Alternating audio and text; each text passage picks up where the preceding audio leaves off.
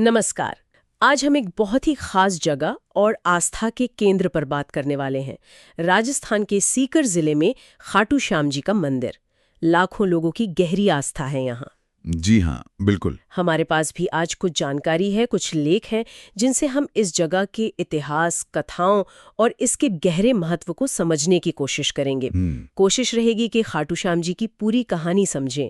वो जो उनके नाम है ना, हारे का सहारा, शीसदानी, जी। आखिर इन नामों के पीछे क्या है? मतलब ये सिर्फ नाम तो नहीं है। नहीं, बिल्कुल नहीं। इनके पीछे त्याग और वरदान की एक पूरी कहानी है। तो चलिए इसी कहानी को आज खोलते हैं, समझते हैं। हाँ, और शुरू करने के लिए ये जानना जरूरी है, मतलब भक्त मानते हैं कि खाटू श्याम जी असल में भगवान श्री कृष्ण के ही कलयुगी अवतार हैं। अच्छा, कृष्ण के अवतार। जी, और इसी गहरे विश्वास ने खाटू धाम को आप कह सकते हैं एक महाकुंभ बना दिया है। लोग अपनी उलझने, अपनी आशाएं लेकर खिंचे चले आते हैं। ये सिर्फ एक मंदिर नहीं है, एक उम्मीद है, एक सहारा है। तो इस सहारे, इस प्रतीक के मूल में कौन है? मतलब कहानी कहाँ से शुरू होती है? कहानी शुरू होती है बर्बरिक से। खाटू श्याम जी का मूल नाम बर्बरिक था। बर्बरिक, इनका परिचय भी तो काफी प्रभावशाली है ना? महाभारत के भीम के पौत्र। हाँ बिल्कुल, पांडव भीम के पौत्र थे और वीर घटोत्कच और नागकन्या अहिलावती, जिन्हें मोरवी भी कहते हैं, उनके पुत्र थे। तो मतलब वीरता तो खानदानी थी। हाँ, कह सकते हैं। और सिर्फ वंश की बात नहीं है, बर्बरिक खुद में मतलब बहुत शक्तिशाली योद्धा थे, बचपन से ही। अच्छा। उन्होंने कठोर तपस्या की थी भगवान शिव की, और उनसे वरदान में 3 ऐसे बाण प्राप्त किए थे जो अचूक थे, मतलब लक्ष्य भेद कर ही वापस आते थे। 3 बाण? हाँ। जिनसे पूरी सेना खत्म हो सकती थी, ऐसा सुना है। हाँ, बिल्कुल। कहते हैं उन 3 बाणों में इतनी ताकत थी कि वो अकेले ही पल भर में चाहे तो कौरव या पांडव किसी भी एक सेना को पूरी तरह समाप्त कर सकते थे। बाप रे। इसीलिए उन्हें 3 बाणधारी भी कहते हैं। 3 बाणधारी, कमाल है। लेकिन जैसे इन बाणों के साथ कोई शर्त या कोई खास बात भी थी क्या? हाँ, यहीं पर कहानी एक बहुत दिलचस्प मोड़ लेती है। देखिए, शक्ति तो थी ही, पर बर्बरीक का एक बहुत पक्का इरादा, एक संकल्प भी था। क्या संकल्प था? जब महाभारत का युद्ध तय हो गया, तो बर्बरीक अपनी मां को वचन देकर युद्ध देखने के लिए निकले थे। लेकिन उनका प्रण ये था कि वो युद्ध में उसी तरफ से लड़ेंगे जो पक्ष हार रहा होगा। हार रहा होगा मतलब कमजोर पक्ष का साथ देंगे? हाँ बिल्कुल, जो कमजोर होगा, जो हार रहा होगा, उसका सहारा बनेंगे। उनका मकसद किसी को जिताना नहीं था, बल्कि हारते हुए को सहारा देना था। हारने वाले का साथ देना। हाँ। ये तो बड़ी अजीब सी बात हुई। इसका मतलब तो वो कभी भी युद्ध का नतीजा बदल सकते थे। आपने बिल्कुल सही पकड़ा। यही बात थी जो श्री कृष्ण समझ गए थे। अच्छा। कृष्ण तो सब जानते थे। उन्हें पता था कि पांडवों की जीत होनी है, पर अगर बर्बरिक युद्ध में उतरते तो जैसे ही पांडव जीतने लगते और कौरव हारने लगते, तो बर्बरिक कौरवों की तरफ हो जाते। हाँ, अपने प्रण के मुताबिक। और उनके वो 3 बाण, वो पांडवों की पक्की जीत को हार में बदल सकते थे। युद्ध का नतीजा ही पलट जाता। इसलिए कृष्ण ने तय किया कि बर्बरिक को युद्ध में सीधे तौर पर हिस्सा लेने से रोकना होगा। तो भगवान कृष्ण ने उन्हें रोका कैसे? मतलब इतने शक्तिशाली योद्धा को और ऐसे प्रण वाले को रोकना आसान तो नहीं रहा होगा? बिल्कुल नहीं। कृष्ण तो लीलाधारी हैं। वो एक साधारण ब्राह्मण बनकर बर्बरिक के रास्ते में आ गए। ब्राह्मण बनकर? जी। पहले तो उन्होंने बर्बरिक के बल और तेज की मतलब तारीफ की, पर साथ ही थोड़ा संदेह भी दिखाया उनके उन 3 बाणों की शक्ति पर। अच्छा, परीक्षा लेने के अंदाज में। हाँ, कुछ वैसा ही। उन्होंने बर्बरिक से कहा कि अगर तुम सच में इतने वीर हो तो सामने वो जो पीपल का पेड़ है, उसके सारे पत्ते एक ही बाण से भेद कर दिखाओ। बर्बरिक ने चुनौती मान ली। बाण चलाया, बाण ने पेड़ के सारे पत्ते भेद दिए, सिवाय एक पत्ते के। एक पत्ता रह गया, कैसे? वो पत्ता कृष्ण ने चुपके से अपने पैर के नीचे दबा लिया था। ओहो। बाण सारे पत्ते भेद कर कृष्ण के पैर के पास आकर चक्कर लगाने लगा। तब बर्बरिक को शक हुआ कि ये कोई साधारण ब्राह्मण नहीं है। और तब फिर दान वाली बात आई। हाँ, जो बर्बरिक ने उनकी असलियत जाननी चाहिए, तब कृष्ण ने ब्राह्मण के रूप में उनसे दान मांगा। और दान में क्या मांगा? दान में कुछ ऐसा मांगा जिसकी कोई कल्पना भी नहीं कर सकता। उन्होंने बर्बरिक से उनका शीश मतलब सिर दान में मांग लिया। क्या? अपना सिर ही दान में? ये तो बर्बरिक ने क्या कहा? बर्बरिक चौंके जरूर होंगे, पर उन्होंने एक पल भी मना नहीं किया। वो समझ गए कि ये भगवान की ही कोई लीला है और शायद युद्ध के बड़े हित के लिए उनका ये बलिदान जरूरी है। उन्होंने बहुत शांति से, बल्कि कहते हैं खुशी से, अपना शीश काटकर भगवान कृष्ण को दे दिया। खुशी से? जी। फाल्गुन महीने की द्वादशी तिथि थी वो, और इसी अनोखे आत्म बलिदान की वजह से वो शीशदानी कहलाए, मतलब जिसने अपना शीश ही दान कर दिया। शीशदानी, सच में ये तो त्याग की हद है, अतुलनीय। बिल्कुल। पर कहानी यहाँ खत्म नहीं हुई। कृष्ण ने उन्हें कोई वरदान भी तो दिया था। हाँ, बिल्कुल दिया। बर्बरिक के इस त्याग से, इस धर्मनिष्ठा से कृष्ण बहुत प्रसन्न हुए। उन्होंने बर्बरिक के उस कटे हुए शीश को जीवित रखा और उसे वरदान दिया। क्या वरदान? पहला तो यह कि कलयुग में बर्बरिक कृष्ण के ही एक नाम श्याम से पूजे जाएंगे। श्याम? अच्छा, कृष्ण के नाम से। जी। और दूसरा, और शायद सबसे महत्वपूर्ण वरदान जिसने उन्हें करोड़ों लोगों का आराध्य बना दिया, वो ये था कि वो हारे हुए, निराश लोगों का, जिनका कोई सहारा ना हो, उनका सहारा बनेंगे। हारे का सहारा? जी हाँ, इसीलिए वो हारे का सहारा कहलाए। श्याम नाम और हारे का सहारा, ये तो अद्भुत है। और ये हारे का सहारा वाली बात तो आज के समय में भी कितनी जरूरी लगती है, जब लोग इतनी मुश्किलों में उम्मीद ढूंढते हैं। बिल्कुल सही कहा आपने। ये सिर्फ एक पौराणिक टाइटल नहीं है, ये एक तरह का मनोवैज्ञानिक सहारा भी है। ये विश्वास कि कोई है जो तब साथ देगा जब लगेगा कि अब कोई रास्ता नहीं बचा, ये अपने आप में बहुत बड़ी ताकत है। और कथाओं में ये भी आता है कि बर्बरिक ने महाभारत का युद्ध देखने की इच्छा जताई थी। अच्छा? शीश दान देने के बाद। हाँ। तो कृष्ण ने उनके शीश को युद्ध भूमि के पास ही एक ऊंची पहाड़ी पर रख दिया, जहां से बर्बरिक ने पूरा युद्ध अपनी आंखों से देखा। पूरा युद्ध देखा? तो ये वही शीश है जो बाद में खाटू में मिला। इनका खाटू से जुड़ाव कैसे हुआ फिर? हाँ, लोक कथाओं और मान्यताओं के हिसाब से कलयुग जब शुरू हुआ तो वही पूजनीय शीश राजस्थान के खाटू गांव में जमीन के नीचे दबा हुआ पाया गया। खाटू गांव में? जी।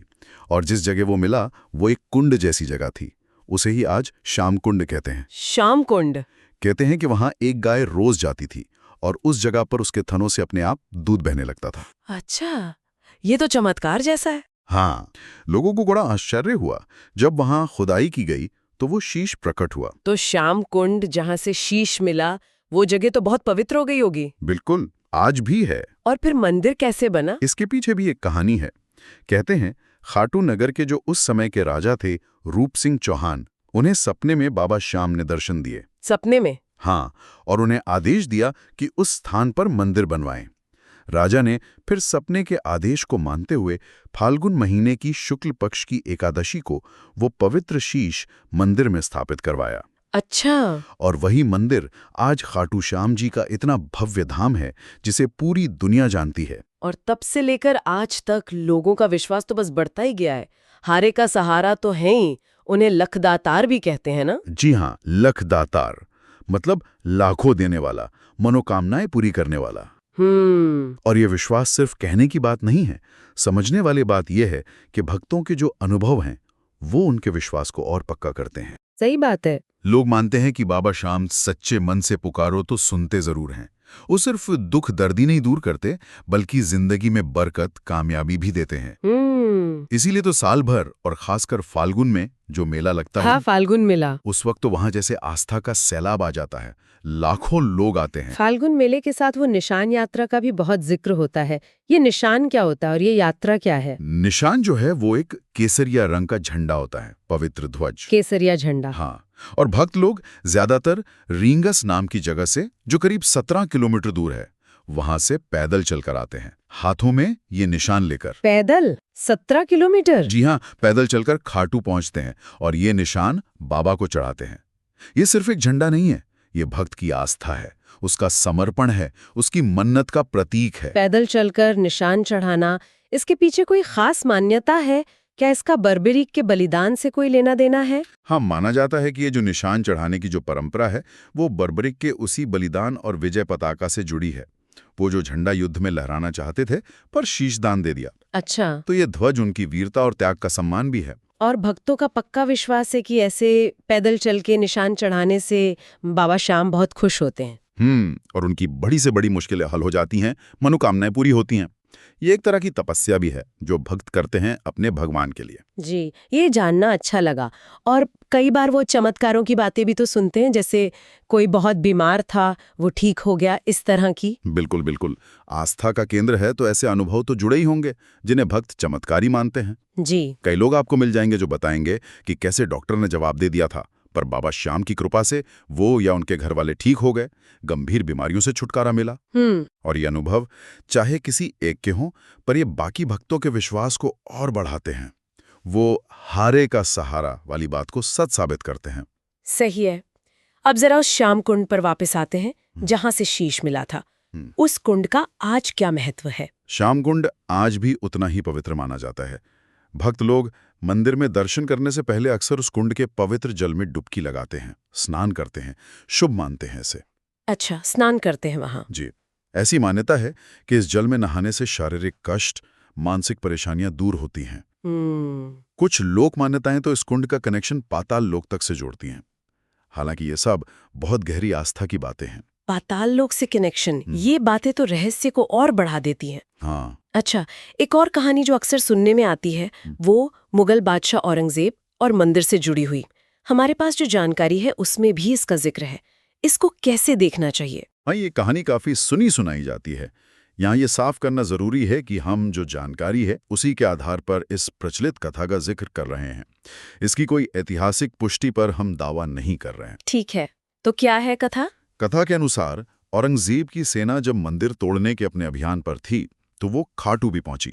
पहले उन्होंने पास के शिव मंदिर पर हमला किया। शिव मंदिर पर? जी, और कहते हैं कि जैसे ही सैनिकों ने शिवलिंग पर वार किया, उससे खून की धार बह निकली। शिवलिंग से खून? अरे, ये तो सैनिकों के लिए बहुत डरावना रहा होगा। बिल्कुल, कथा यही कहती है कि ये देखकर सैनिक इतने डर गए कि फौरन वहां से भाग गए। इसके बाद उन्होंने खाटू श्याम मंदिर को भी तोड़ने की कोशिश की, पर कहानी के मुताबिक बाबा श्याम का चमत्कार या प्रताप के कारण वो मंदिर को कोई नुकसान नहीं पहुंचा पाए। अच्छा, मंदिर को तोड़ नहीं पाए? जी, और उन्हें नाकाम होकर लौटना पड़ा, ऐसा कथाओं में कहा जाता है। इस तरह की कहानियां भले ही ऐतिहासिक रूप से साबित हो या ना हो, भक्तों के लिए क्या मायने रखती हैं? हाँ, ये एक महत्वपूर्ण सवाल है।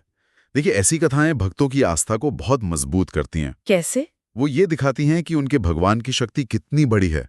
वो हर मुश्किल में, हर हमले से अपने भक्तों की और अपने धाम की रक्षा करते हैं। ये कहानियां मुश्किल हालात में भी विश्वास की जीत का प्रतीक बन जाती हैं और बाबा श्याम के लिए श्रद्धा और गहरी हो जाती है। तो आज जो हमने ये सारी बातें की, हाँ। अगर इनको समेटे तो बर्बरी का वो महान बलिदान जिससे वो शीशदानी कहलाए, जी, फिर श्री कृष्ण का वरदान जिससे उन्हें श्याम नाम मिला और हारे का सहारा की पहचान मिली, बिल्कुल, फिर कलयुग में श्याम कुंड से शीश का मिलना, मंदिर बनना, भक्तों का वो अटूट विश्वास, निशान यात्रा जैसी परंपराएं और वो चमत्कार और कथाएं जो जुड़ी हैं। हाँ, तो इन सब बातों से क्या मतलब निकलता है?